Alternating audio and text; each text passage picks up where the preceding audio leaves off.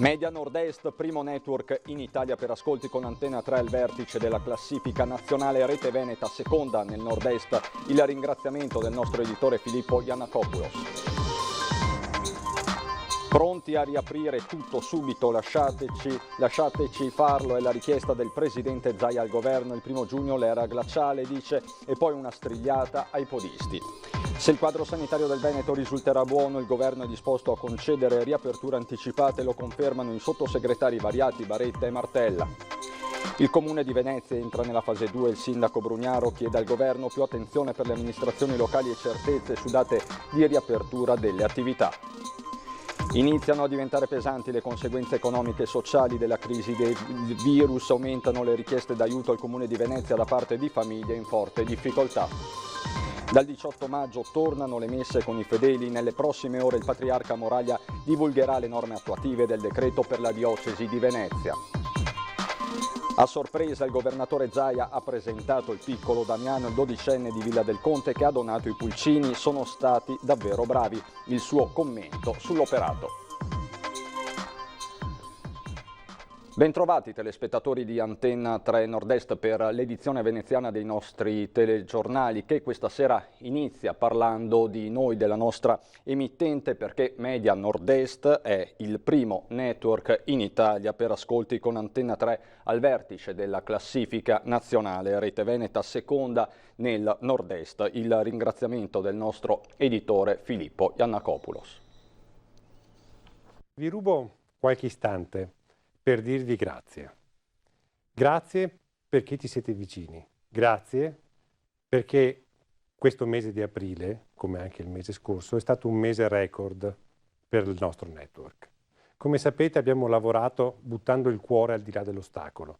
Non abbiamo guardato l'economia, non abbiamo guardato la pubblicità che non poteva esserci perché le aziende erano chiuse, ma abbiamo cercato di servire, di fare servizio pubblico, di entrare nelle case, facendo compagnia, informando e essendo vicini a tutto il nostro popolo in un momento di grande difficoltà, come questo dell'emergenza da Covid-19. E i risultati sono dei risultati record, che ci sorprendono, ci rendono pieni di orgoglio e che meritano un grande ringraziamento a tutti voi. Media Nord-Est è il primo gruppo televisivo locale d'Italia. Antenna 3 è la prima televisione locale d'Italia.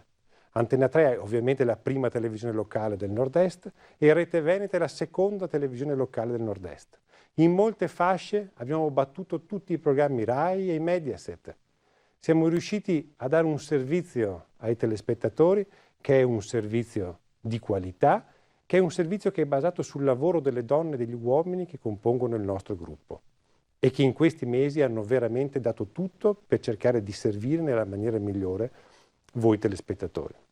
Ecco, il vostro affetto, questi record di ascolto che ci danno un'assoluta leadership nel panorama nazionale, ci fanno capire quanto importante sia la televisione locale, quanto importante è farla bene, quanto importante sia fare servizio pubblico.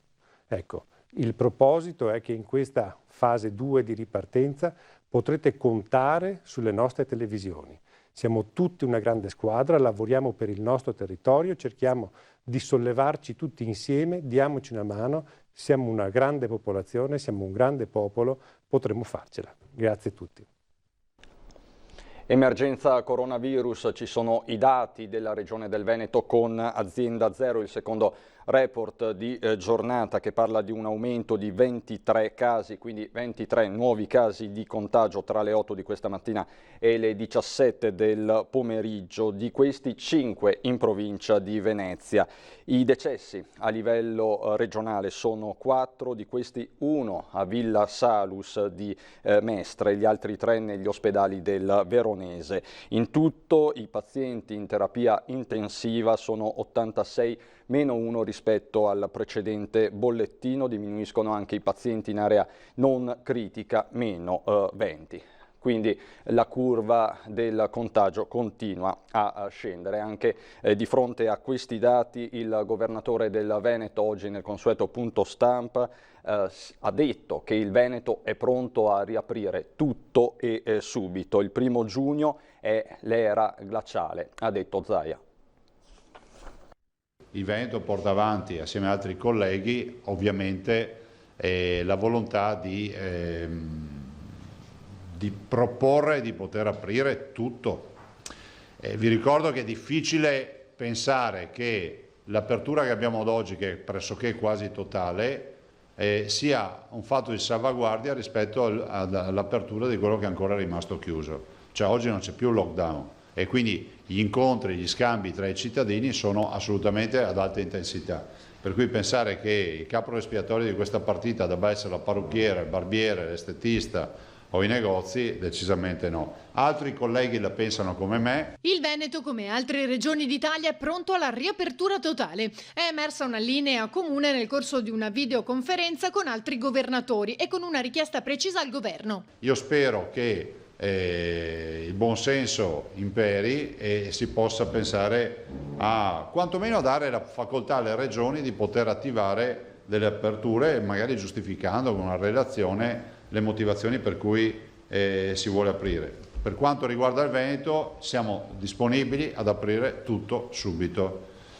Questa è la nostra visione. Ovviamente fatto salvo sempre gli indicatori sanitari. Io penso che il governo debba prendere atto del fatto che a livello nazionale c'è eterogeneità nella risposta sanitaria, nelle vicende epidemiologiche, per cui è fondamentale che magari si deleghino le regioni sulla base di un piano asseverato da un punto di vista sanitario e tutto, di provvedere alle aperture che ritengono di aprire. Ne uscirà, immagino, un documento, una decisione delle regioni, spero sia unanime, di richiesta di rivedere le posizioni su quelle date che abbiamo sentito annunciare. Cioè 1° giugno è un'era glaciale per noi. Pensate che il 1° giugno è come se oggi noi pensassimo ai primi di aprile, cioè è uno scenario totalmente opposto a questo, per cui penso che il 1° giugno sia assolutamente una data inopportuna. Zaia ha poi ribadito l'importanza delle mascherine che proteggono noi stessi e gli altri, annunciando un provvedimento ad hoc per i podisti. Io continuo a dire che è fondamentale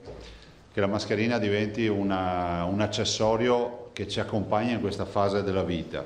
E devo anche dire che stiamo scrivendo una circolare, un'ordinanza, adesso vedrò come fare, perché giustamente molti ci segnalano l'incongruenza del fatto che, se è vero da un lato che ad esempio il podista, cioè chi corre a piedi, deve correre senza mascherina, è altrettanto vero che non lo può fare in mezzo ai passeggi pieni di bambini e di cittadini con la mascherina che stanno passeggiando tranquillamente. E quindi bisognerà dire ai podisti che l'attività fisica la devono fare in luoghi non affollati, perché giustamente questo è un fatto che non avevamo valutato, o meglio il buon senso ci dovrebbe portare a valutarlo da soli. No, tu non puoi metterti a correre senza mascherina in mezzo a fiumi di persone che stanno tranquillamente camminando. Faremo un provvedimento per chiedere ovviamente il rispetto delle regole e siccome lì il rispetto del distanziamento non c'è, perché i 2 metri non si riescono a avere, soprattutto in passeggi affollati, dico che stiamo provvedendo. E sul nodo delle riaperture oggi si è espresso anche il governo attraverso i sottosegretari variati Baretta, Martella. Il governo, dicono, è disposto a concedere riaperture anticipate se il quadro sanitario lo consentirà. Bisogna attendere un po' i primissimi giorni della prossima settimana, dove potrebbero esserci delle novità da semaforo verde molto molto interessanti per chi è lì che aspetta giustamente il via per riaprire le proprie attività. Riaperture se l'algoritmo basato sui parametri fissati dal governo confermerà che il rischio in Veneto di nuova propagazione del contagio è basso, anche l'esecutivo è determinato a favorire le riaperture dei negozi. Non posso dire esattamente se dall'11, ma comunque in tempi molto brevi si potranno fare quelle aperture concordate tra la Regione e lo Stato, perché l'interesse di riaprire è comune. Solo uno sciocco, uno in malafede può pensare che gli aiuti di Stato sostituiscano i redditi. Variati, che ha parlato del ruolo in questa seconda fase anche delle forze dell'ordine. Sempre di più queste forze di polizia passeranno da controllare i cittadini a proteggere i cittadini nei confronti delle forme di criminalità. È da immaginare che, come una molla che si è caricata, ci possa essere una spinta poi di ripresa della criminalità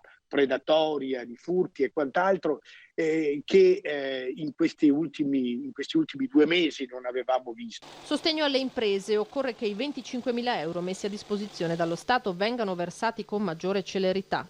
Se i quattrini dello Stato non arrivano, possono arrivare quattrini della mafia in termini di prestiti, oppure addirittura pronta l'organizzazione mafiosa a comprare attività commerciali, attività aziendali, magari a prezzi di svendita. Il sottosegretario all'economia Pierpaolo Baretta torna sul decreto maggio, ricordando che si va verso un piano di rientro dei prestiti alle attività produttive da 6 a 10 anni e che la platea dei beneficiari sarà allargata al terzo settore. Poi non si risparmia una frecciata al sindaco di Venezia Luigi Brugnaro sul fronte di un altro ambito delicato in questa fase, quello del trasporto pubblico. I disagi ci sono stati, in parte erano comprensibili, in parte sono responsabilità di una mancata gestione, come purtroppo è avvenuto a Venezia, l'abbiamo visto lunedì. Avevamo messo in allarme dal rischio che nelle ore di punta del giorno dopo ci fossero problemi. Si è visto che ci sono stati, tant'è che ieri opportunamente, per fortuna, meglio tardi che mai, si è ricorsi a un incontro con i sindacati per provare a trovare una soluzione di gestione. Rincara la dose il sottosegretario alla presidenza del Consiglio Andrea Martella, ricordando i 70 milioni arrivati dall'Europa per i danni subiti a novembre da Venezia, che si sommano a quelli già stanziati dal governo e ai 102 aggiunti all'accordo sul porto. Ieri ho visto che il sindaco di Venezia Brugnaro ha ringraziato il commissario alla protezione civile Borrelli. Mi fa piacere, vedo in lui una certa allergia, come dire, a riconoscere al governo quanto sta facendo, ma evidentemente questo fa parte di un suo modo di fare. Dall'altro lato c'è per l'appunto il sindaco di Venezia Brugnaro, che chiede a sua volta al governo più attenzione per le amministrazioni locali e certezze sulle date di riapertura. Le norme vanno rispettate, ma prima si riparte meglio è. La posizione del sindaco di Venezia, Luigi Brugnaro, esprime un'urgenza che viene giustificata con le cifre. La crisi economica provocata dal coronavirus ha prodotto conseguenze drammatiche non solo per le imprese private, ma anche per le casse comunali. Dopo questi 2 mesi di stop, a Cafarsetti mancano all'appello già 115 milioni di euro, cui si devono aggiungere i deficit delle società partecipate, dove la parte del leone spetta senz'altro alla mobilità. Il gruppo AVM conta già 100 milioni di euro di mancati introiti. L'appello, quello che sto cercando di fare io, è convincere il governo che è importante proteggere l'unità locale, il comune, anche quello piccolo, tutti, perché abbiamo avuto degli ammanchi giganteschi. La gente che è in difficoltà, chi ha chiuso le attività, non ha pagato, non pagherà le tasse. È chiaro che il governo, ho visto che quando fa le norme di solito si risolve, si pianifica sempre, tanto fa debito pubblico, si risolve i conti dello Stato. Cioè nel comune noi dobbiamo pagare i dipendenti. Brugnaro chiede l'istituzione di una commissione d'inchiesta parlamentare per capire cosa sia accaduto in questi 2 mesi e fornisce altre cifre, a partire dai risultati dei 1500 test sierologici effettuati al Palasport Taliercio sui lavoratori di categorie sensibili. Su 9 di fatto che hanno entrato in contatto con la malattia sono risultati 0 tamponi positivi. Questo è su 1500 persone molto esposte in questi 2 mesi e mezzo. Questo è il risultato che ho visto io con i miei occhi, che vi do. Ecco, non sarà tendenza nazionale, non sarà niente, questa è la realtà. Vieni fuori dalle case, state tranquilli, cioè mettetevi la mascherina, siate obbedienti, il droplet, però... Brugnaro chiede certezze per tutti, a partire dai settori che necessitano di programmare le proprie attività. Se il governo ha in mente di aprire le spiagge e i parrucchieri e i ristoranti al 18 maggio, ce lo dica oggi, per favore, domani, ce lo dica, che così questi qua si preparano, intanto passano il tempo almeno a mettere su ombreoni. Ai tedeschi, agli austriaci che stanno pensando se andare in vacanza, se sanno che dal 18 maggio intanto qui è aperto, non è che il 19 sono già qui, però uno comincia a prenotare, comincia a organizzarsi, intanto magari sblocchiamo le frontiere. E oggi c'è stato il via libera alle messe e alle funzioni pubbliche dal 18 maggio e nelle prossime ore Monsignor Francesco Moraglia, presidente della Conferenza Episcopale Triveneta, divulgherà le norme attuative per la diocesi di Venezia. Da lunedì 18 maggio le messe potranno tornare ad essere celebrate in forma pubblica alla presenza dei fedeli. Lo prevede il protocollo sottoscritto in mattinata tra il premier Giuseppe Conte e il numero 1 della Conferenza Episcopale Italiana, Cardinale Gualtiero Bassetti. Ma sarà una ripartenza per gradi e sempre con restrizioni a numero chiuso. Nelle prossime ore il Patriarca, Monsignor Francesco Moraglia, anche in qualità di Presidente della Conferenza Episcopale Triveneta, divulgherà le norme attuative per la Diocesi e il Patriarcato di Venezia. L'intesa è stata raggiunta sempre che la curva dei contagi prosegua nella discesa. Si partirà con le Eucaristie feriali, proprio perché coinvolgono un numero contenuto di partecipanti, per arrivare poi alla prima celebrazione domenicale, domenica 24 maggio, giornata della grande festa liturgica dell'Ascensione, che in Laguna coincide anche con la festa civile della Sensa, sposalizio di Venezia con il mare. Durante le celebrazioni rimarrà per i fedeli l'obbligo del distanziamento sociale e della mascherina. Ci sarà un numero massimo di fedeli che vi potranno partecipare, che varierà a seconda delle dimensioni del luogo scelto per la celebrazione. Morde la crisi economica derivante dal coronavirus e aumentano le richieste di aiuto al Comune di Venezia da parte delle famiglie. Le domande di accesso ai servizi sociali del Comune sono triplicate, 3 volte tanto rispetto a quelle prima dell'emergenza. Gente che chiede informazioni, chiede aiuto, chiede sostegno per tutte le spese più varie e per i bisogni più vari. E su questo stiamo facendo un lavoro intensissimo con i nostri servizi sociali. L'aumento delle richieste d'aiuto al Comune di Venezia da parte di cittadini in difficoltà e il drammatico risvolto della crisi economica prima e sociale poi provocata dal coronavirus. Una crisi che purtroppo avrà tempi di risoluzione molto più lunghi rispetto a quella sanitaria. Si è chiusa la consegna alle famiglie che ne hanno fatto domanda. Le ultime famiglie che hanno fatto domanda ma hanno sbagliato a inserire l'indirizzo di residenza, non erano presenti al momento della consegna, li stanno ricevendo in questi giorni presso gli uffici dell'anagrafe, quindi vengono chiamati su appuntamento, entrano, ritirano la busta e ricevono i buoni spesa che poi andranno a spendere presso i negozi convenzionati. Il Comune sta impiegando una squadra apposita per fronteggiare le difficoltà vissute dalle famiglie in condizioni di crisi. Una squadra che sta monitorando in maniera approfondita situazioni reputate di gravissima emergenza. Va avanti anche l'impegno ad acquistare come Comune delle importanti derrate alimentari che vengono poi distribuite tramite protezione civile e aziende che ci danno una mano di trasporto in questi giorni in centro storico per arrivare alle reti della carità, agli empori solidali, eccetera. Sono 2 misure che vanno in qualche modo di pari passo, oltre all'impegno che il Comune di Venezia mette con i suoi servizi, che non hanno mai smesso di lavorare un giorno e che voglio ringraziare. E anche i trasporti a Venezia sono in crisi, facciamo il punto. Solo di bolloni, gel sanificanti, guanti, mascherine e tutto quello che è sanificazione dei mezzi, noi prevediamo a fine anno che questa operazione costerà più di 2 milioni di euro. Le spese affrontate per adeguarsi alle misure anticontagio alle fermate a bordo dei mezzi pubblici di trasporto veneziani appaiono quasi una goccia nel mare di fronte ai 100 milioni di mancati introiti che il gruppo AVM ha registrato in 2 mesi di stop. Pesa non poco anche in questo settore la crisi di un'economia basata sul turismo che contava sull'apporto di decine di milioni di visitatori. Dal 4 maggio comunque l'incremento dei passeggeri si è attestato attorno al 10% in più rispetto ai giorni precedenti. Continuiamo a sanificare i mezzi, tutti i giorni, alcuni mezzi più volte al giorno. Abbiamo dotato e stiamo progressivamente dotando tutti gli imbarchi principali con la segnaletica per terra per mantenere il distanziamento sociale finché sia in coda.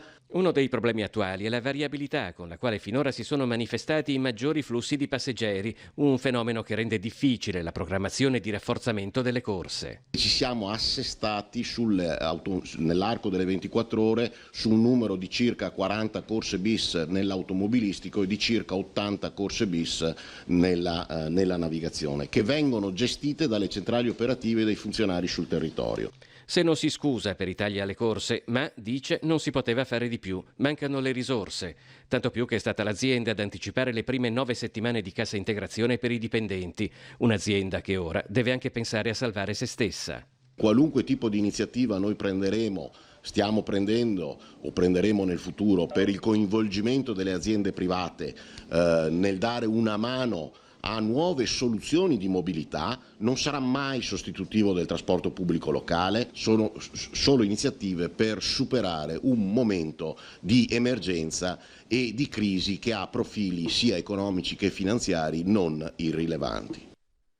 Per la cronaca, attimi di paura. Ieri sera a Mira un uomo si è barricato nella sua stanza armato di forbici e coltelli, iniziando a gridare e ferirsi a braccia e collo. C'è voluto l'intervento dei carabinieri per calmarlo. Già in cura il servizio di igiene mentale di Dolo per una pregressa sofferenza di natura psichiatrica, l'uomo al culmine di una crisi si è chiuso nella sua camera minacciando gesti estremi. A lanciare l'allarme sono stati i suoi familiari sul posto, quindi i carabinieri. Alleggeriamo i toni in chiusura con la presentazione questa mattina a Marghera del dodicenne di Villa del Conte che ha donato le famose uova da cui poi sono nati i pulcini. Sentiamo questa storia. Vi do 2 minuti di un oratore speciale, l'uomo degli ovi. Damiano, vieni qua. Accogliamolo con un applauso, Damiano. Ecco il volto del piccolo donatore di uova giunte qualche settimana fa con tanto di incubatrice nella sede della Protezione Civile a Marghera. Un pulcino delle mie uova e ne ho donate 24 sperando che qualcuna si schiuda. Ho donato una padovana, 6 uova di olandese nana e tutto il resto sono ovaiole. Damiano di Villa del Conte nell'Alta Padovana ha 12 anni e ha scoperto questa passione 3 anni fa quando ha comprato una gallina. Damiano, come fai a riconoscerli? Hai studiato? Ti sei preso dei libri? No, seguendo YouTube e consigli di esperti, sì, le riesco a riconoscere facilmente, ecco.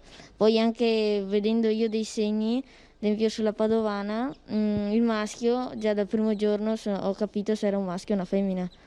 Quindi da un pulcinotto di 2 mesi. Una passione che richiede molto impegno, come racconta la mamma. Al di là dell'aspetto economico è anche faticosa, nel senso se piove, se fa freddo, se bisogna fa tutto lui, sì, perché io e mio marito facciamo dell'altro, sì. Mio marito parte la mattina a mia casa la sera, io lavoro e poi c'è da pulire, quindi è una fatica anche fisica, insomma non da poco. Ti sei emozionato ad essere stato invitato qui dal presidente? Di solito lo vedi, non so, in televisione, su YouTube. Sì, mi sono emozionato, sì, non pensavo proprio che andavo in TV, ecco. E dopo l'emozione, i complimenti per come sono stati accuditi i pulcini, che ancora è da decidere dove andranno. Sono stati bravi, sì, hanno fatto tutto quello che gli ho detto e messo la temperatura a 37,4, riempito la seconda vaschetta, sì, hanno fatto un buon lavoro. Da Venezia e provincia è tutto anche per questa sera, ci sono le previsioni del tempo, grazie per l'attenzione e buon proseguimento.